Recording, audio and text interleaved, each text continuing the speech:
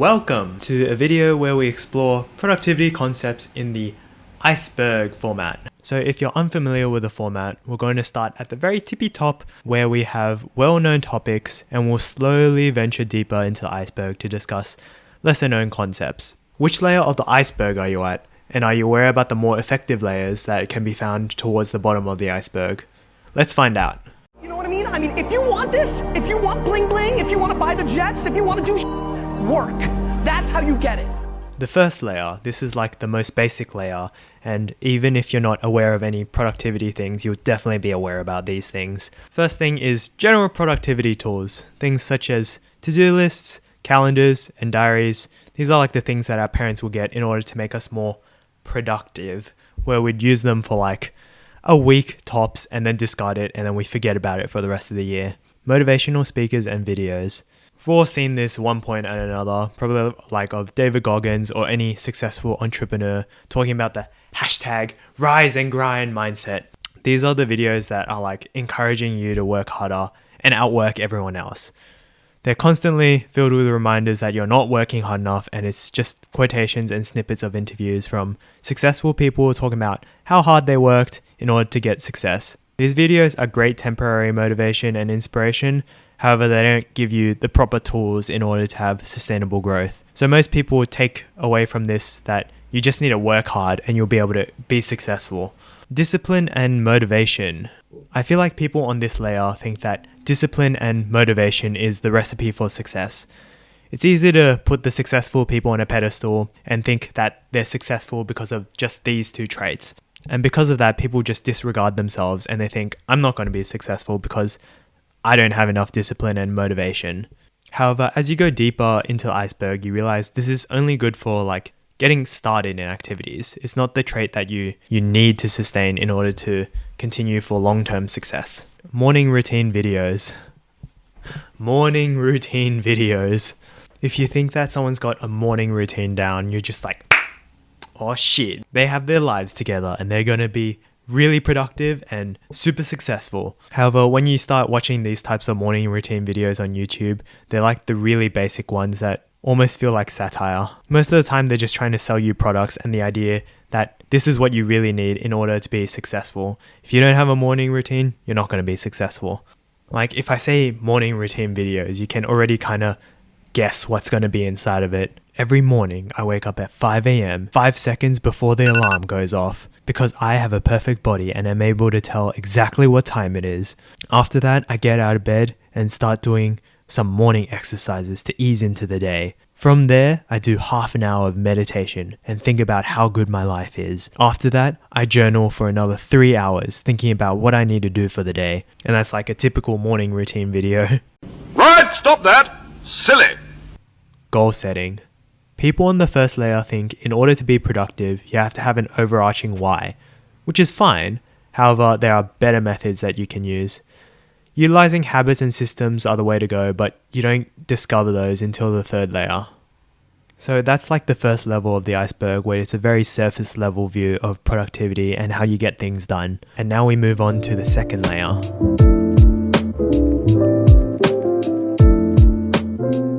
This layer is basically like the rabbit hole of productivity that you fall into on YouTube. If you want to try become productive, these are sort of the things that you start coming across. Aesthetic productivity videos. These are like the videos where productivity YouTubers showcase their study environment. Most of the time, they're extremely pretty aesthetic study spaces. They're so aesthetic and pretty that it's almost impossible to not watch it. It's really easy to just get jealous of their setup as well. From the aesthetic productivity videos, you check out the rest of their channels, and that's where you become invested in productivity YouTubers. They're known for aesthetic desk tours / videos, how to be productive guides, book reviews, and anything related to productivity. They're made for like the sole purpose of learning how to be productive. If you're watching this video, you've more likely heard of the more popular YouTubers. These include Ali Abdul, Thomas Frank, Matt Diavella, and Study to Success. Productivity apps. These are the recommended apps by said productivity YouTubers. Things such as Notion, Cold Turkey, and Forest to try and make you more productive. Most of these fall into one of the following umbrella categories: note-taking, time management / calendar organization, blocking access to sites, or study timers.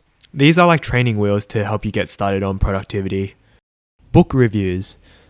These are summaries and reviews of books that are made a bit more palatable, digestible, and accessible through video format. So they're great for either deciding if you want to invest time into reading the book or reviewing after you finish the book. Some people fall into the trap, however, that once they watch the video, they're like, oh cool, I don't need to read the book anymore. And it gives you the feeling of accomplishing productivity. Affirmations. These are the actions of repeating and affirming something in your mind. These have like a mystical hoax sort of stigma to it, just thinking that if you believe hard enough that the thing that you're affirming will manifest. I don't chase, I attract. What belongs to me will simply find me. However, when used correctly, they have surprising real-world applications. By using affirmations, you can influence the way that you act. They can be used to try change your identity by affirming beliefs in your current actions. Once you're able to change a bit of your identity, it becomes a feedback loop. It's a cycle that just feeds upon itself. It's also used to draw attention to things that you might not necessarily normally pay attention to. For example, if you saw a Coke ad and you went to a food court, you suddenly start seeing a lot more Coke bottles. The number of Coke bottles hasn't changed, it's just that your awareness of it has. The first step to changing something is being aware about it. For affirmations to work, you don't have to constantly chant them, just some small reminders that you have throughout the day. So affirmations can be used for productivity, but when they're used in the right way. Get rich quick gurus. I won't name any names. However, they're known for crazy clickbait titles and videos where they're just selling you the idea that you can become really productive and successful super quickly. Basically, their get rich quick scheme is making you believe that you can get rich quick. The Lo-Fi Girl. If you've done any late night studying, this live stream of lo-fi music has probably been recommended to you with this now iconic character. She is a recognizable symbol of late night studying with calm music, basically solidifying her image in productivity. I feel like most people stay on the second layer of this productivity iceberg because they're very overwhelmed and have their plates full with existing commitments. So they become aware of productivity concepts, but they never really have the time to completely implement them. So they're looking for like short-term fixes, but as soon as the difficult times passes, they're not really looking to continue to be productive. And because of that, I feel like people start to think, how come I can never work sustainably, productively? There's like proof of people working like this constantly out there. You can see it from the YouTube videos that are getting recommended to you and from people that look like they have their lives together in real life around you. So I feel like this pushes you to think that there's like a little secret sauce to productivity. There's something you don't really know about yet, and if you just keep learning, you'll be able to find it. So from here, you commit to investing yourself and you actually start to buy things, which opens you up to the third layer. This is Audible. The third layer opens up when you actually completely commit to productivity instead of dabbling in it and looking for a quick fix. I feel like the third layer is where you start learning about deeper productivity concepts and you actually start being productive. And because of it, you start coming across these things. Self-help books.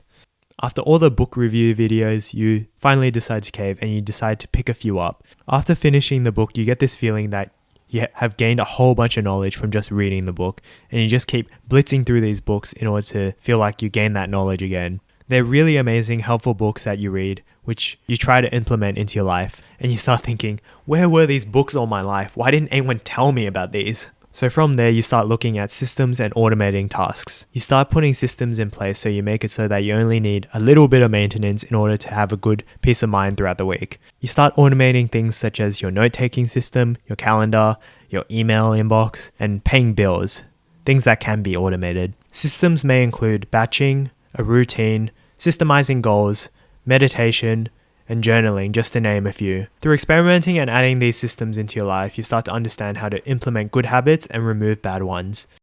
Productivity products. These include things such as Kindles, iPads, anything for an ergonomic setup, RGB lights, noise-cancelling headphones, and the list goes on.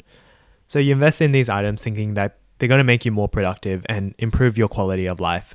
Some of these items you buy, you never end up using. However, others you utilize to a great degree and they become your most attached items. You also start learning about harder productivity concepts, things such as delayed gratification and dopamine detoxes. You're able to start doing hard tasks first and then rewarding yourself instead of actually procrastinating. However, the caveat of this layer is that even though you're learning and applying these productivity skills and systems, you're dedicating a chunk of your time to learning these instead of doing what you actually need to do. However, almost everything else about this layer feels great. It feels amazing and you can feel yourself constantly improving, which leads us on to the fourth layer. I view this layer as becoming a productivity god. It's like a gradual progression that builds off the previous layer. You might have come across these concepts in the previous layer, but learning about them and doing the stuff in this layer are completely different. Ultimately, these are the concepts that people have been working towards when they're trying to be productive.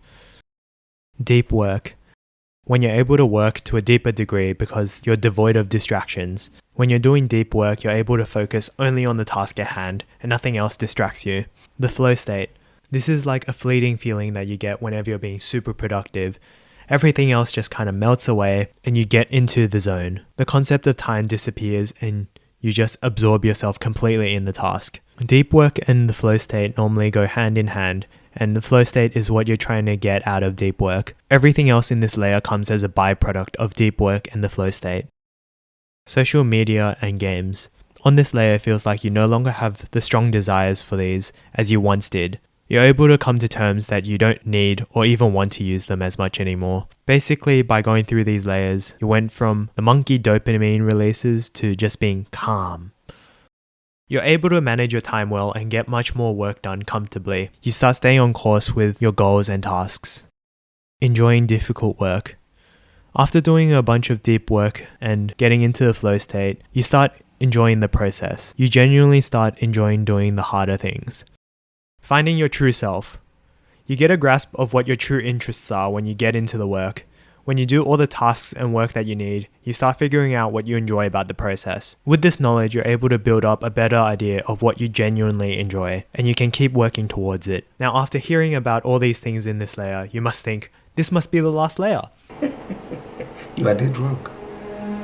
Now you've ventured down to the fourth layer. You're awfully close to the deepest, darkest layer you've never been aware about. The fifth layer, toxic productivity.